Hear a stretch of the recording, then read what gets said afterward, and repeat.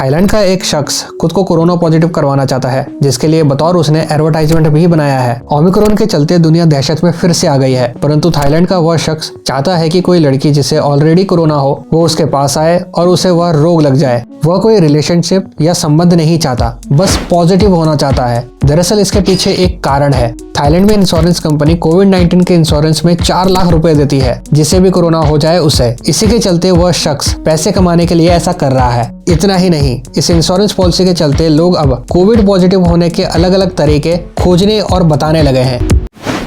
France के समुद्र के पास एक रिजॉर्ट जिसका नाम कैप डी आग्डे है, वहाँ लोग नंगे घूमते हैं। जी हाँ, यहाँ के लोगों का लाइफ स्टाइल कुछ ज्यादा ही अजीब है। कैप डी आग्डे दुनिया की इकलौती जगह है जहाँ पर्यटक न्यूड टूरिज्म देखने के लिए आते हैं। यहाँ लोग बिना कपड़ों के नंगे घूमते दिखाई देते हैं। यहाँ आप बीच, मॉल या शॉप्स में बिना कपड़ों के घूम सकते हैं। गर्मियों में लगभग 50,000 से अधिक लोग यहाँ न्यूड लाइफ का आनंद लेने के लिए आते हैं। बेसिकली ये जगह हनीमून कपल्स के लिए भी मशहूर है, जहाँ जोड़े बेफिक्र होकर घूम सकते हैं। परंतु यहाँ एक ट्विस्ट है, आप यहाँ नंगे होकर तो घूम सकते हैं, परंतु यदि आपने पब्लिक प्लेस में इंटीमेट सीन या रोमांस जैसी हरकतें की तो आपको 12,860 पाउंड का जुर्माना लगेगा, जो कि भारतीय रुपयों में लगभग 22 लाख रुपए है। यहाँ आपको रहने के लिए फीस चुकानी पड़ती है और यहाँ फोटोग्राफी करना भी मना है।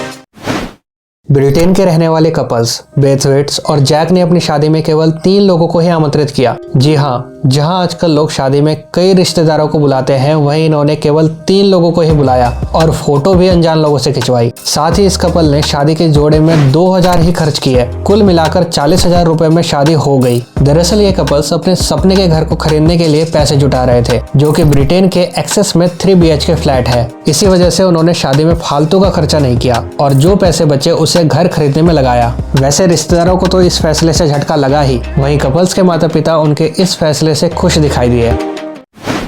यह खबर आई है असम पुलिस की तरफ से। असम में एक चोर घर में घुसा चोरी करने को, परंतु उसे बीच में भूख लग गई और किचन में जाकर खिचड़ी बनाने लगा। उस समय घर के लोग बाहर गए हुए थे, परंतु पड़ोसियों को पता था कि घर के लोग बाहर गए हुए हैं, तो आखिर सीटी की आवाज कैसे आ रही है। पड़ोसियों को इस बात से चोरी का शक हुआ और उन्होंने पुलिस को बुला लिया। पुलिस ने उसे मौका वारदात या कहें मौका खिचड़ी में पकड़ लिया और गिरफ्तार किया। इसी तरह की एक खबर 2017 में अमेरिका से भी आई थी, जहां एक चोर रेस्टोरेंट में घुसा था चोरी करने, परंतु बीच में ही खाना बनाकर खाने लगा। लेकिन उसकी किस्मत अच्छी थी कि वह गिरफ्तार नहीं हुआ। उसने आराम से खाना बनाया, 5 सैंडविच और फ्राइज खाई और सोडा पीकर चलता बना विद चोरी का सामान। शायद इसे ही कहते हैं पहले पेट पूजा फिर काम दूजा। इंडोनेशिया के एक शख्स समेट बाहुदी ने अपने पुत्र का नाम कुछ ज्यादा ही अजीब रखा है। उसने और उसकी पत्नी के बीच पहले से ही समझौता हुआ था कि उसकी जो भी संतान होगी उसका नाम वे अपने ऑफिस के नाम पर रखेंगे जहां वे काम करते हैं, और हुआ भी ऐसा ही। बाहुदी स्टैटिस्टिकल इंफॉर्मेशन कम्युनिकेशन ऑफिस में काम करते हैं, जिससे उनके बेटे का नाम भी यही रख दिया गया। बच्चे का नाम इतना लंबा रखने से उच्चारण में परेशानी तो होती ही है, परंतु जब लोग इस बात पर भरोसा नहीं करते तब बाहुदी और उसके बेटे को जन्म प्रमाण पत्र दिखाना पड़ता है, जो वे हमेशा लेकर घूमते होंगे। परंतु इस परेशानी की वजह से बाहुदी ने अपने बेटे का निक नेम डिंको भी रखा है, ताकि उच्चारण में कोई दिक्कत ना हो। परंतु आज भी ऑफिशियल नेम तो स्टैटिस्टिकल इंफॉर्मेशन कम्युनिकेशन ऑफिस ही चल रहा है।